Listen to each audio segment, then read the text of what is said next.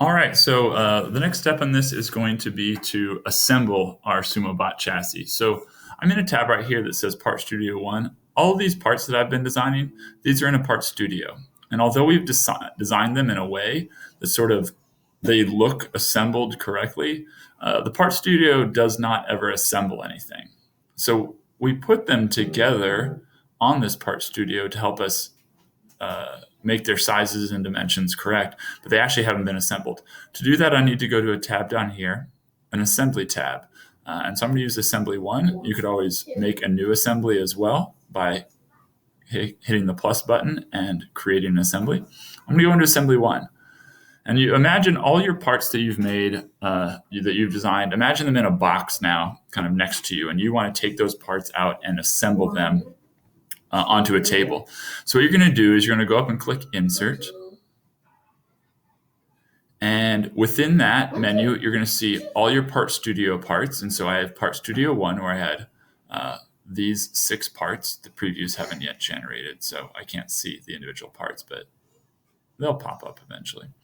But what I can do is I can click and I can insert them. I can do them one at a time here, or if I click Part Studio 1, it'll insert all of the parts from Part Studio 1. Let's start with Part 1. I'm going to click it. Come out here. It's my chassis base. So what makes the assembly different from the Part Studio is that I have to tell the assembly how they are attached. What this allows me to do is some things get fastened together. Other things, might rotate around each other like a wheel. So I'm allowed to put these things together with some rules. I'm going to put these 3 parts out there for now, Part 1, 2, and 3. I'm going to click my green check mark. I've got all the parts I want for now. And now, instead of designing in sketches or extruding, my tools have been changed to different what they call mate connectors, so ways I can connect things. The one we're going to use the most is called the Fastened mate. This is like gluing things together or fastening them with a bolt or a nut. So I'm going to click the Fastened mate, and the next thing it's going to want me to do is select 2 mate connectors. So you see here it says mate connectors. What I am going to do is I am going to click 2 places that I want to be glued together. But the way I do it is important. So for instance, I might want this corner right here to be fastened to this corner right here. But what you'll notice is as I go to this corner, what appears is sort of a circle. And I need to make sure that circle is flat in the direction that I want that connection to happen. You imagine you've got a circle and another circle, and they're going to touch flat. So really I want this side, not the bottom side, not the right side. I want this side here that I'm hovering over to be the side. So if I select that side, not select it, just kind of hover over it, you'll see it sort of lights up around it. And then I move to that corner slowly. You'll see that circle appears flat with that side. I'm going to click now, and you will see that it has selected mate connector of Part 2. This is Part 2. All right, so I want to connect it here. Now, if I select this one, that's the wrong side of my other part that I want to glue it to. I want to actually fasten it to the back side. So I'm going to rotate around here. I'm going to hover over this back side to kind of highlight it. And then I'm going to move down, and you'll see that circle is flat now and parallel to that back side. So I'm going to click here. And what you'll notice is your 2 pieces snap together at that point. And if you did it right, it'll be the right points that you wanted. Now, I'll tell you, sometimes those 2 circles, they smash together just like you want them to, but they might be slightly rotated from each other, or they might even be smashed together, but one of the circles is flipped. So you have some tools over here to mess with that. This time they went together right, but if I needed to flip them, I could flip the axis, and you'll see that now they're against each other, but in the opposite direction, so I don't want that. The other thing is you have this rotate, reorient around the secondary axis. You can move it all around. And you'll see on all of these, those 2 circles are still touching. They're still following the rule you wanted, but you just got to, help it decide which orientation you wanted. Once it's the way you want, you hit the green check mark up here.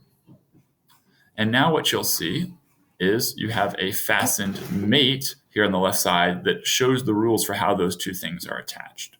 If you decided to change that, you could come over here and either delete it, or you could open it up and change some of the options. All right, let's do it with this other blue piece here. I'm going to want to attach it, I think, this wall right here, this corner. I'm going to attach, actually, I'll use the top. I'll attach this top corner to this top corner here. Okay, so let's click my Fastened Mate, hover over this side, select that mate connector, turn and view this on the other side, hover over this side, select that mate connector. Sometimes you'll notice that they snap together and a previous connection that you made doesn't look right. It takes some computing power for them to do this all, so they're just doing a quick preview for you of the two things you care about. If those two things are connected right, which for me they are, I click the green check mark, and what you'll see is everything that jumps back together. You can also hit the solve button to get a preview of that. All right. So that's how you're going to bring in your parts one at a time. I'm going to go ahead and finish this, bringing in my other parts to show you, but that is the basics of using the Fastened Mate. All right, I'm going to go ahead and insert the rest of my parts. I have part 1, 2, and 3. I'm going to insert part 4, which is my other side panel. Part 5, which I believe is my roof. Yes, it is. And part 6, which is my wedge. Okay. Let's go ahead and fasten these here. Fastened Mate. This top corner of that back side. And this top corner of that. Looks good. Let's put that lid on. Another Fastened Mate. Zoom in. Use this bottom corner there. And it should be even with this corner there. Check it out. That looks good. Green check mark. Everything snaps into place. Okay. And lastly, my wedge. Find a spot where this is attached. Let's do a Fastened Mate. Zoom in. This corner up here. Hover over this side. Dad. 1 second, River. I'm recording the video. And right here, just snap on like that. I'm going to check and see if that looks good. Yes. Okay. So this is my fully assembled Sumobot chassis. Later on, I might show you how to add holes and screws to really show this is assembled. That, to be honest, is going to be for students who finish their bot early and are trying to add higher levels of detail. But this is how you assemble your chassis in Onshape.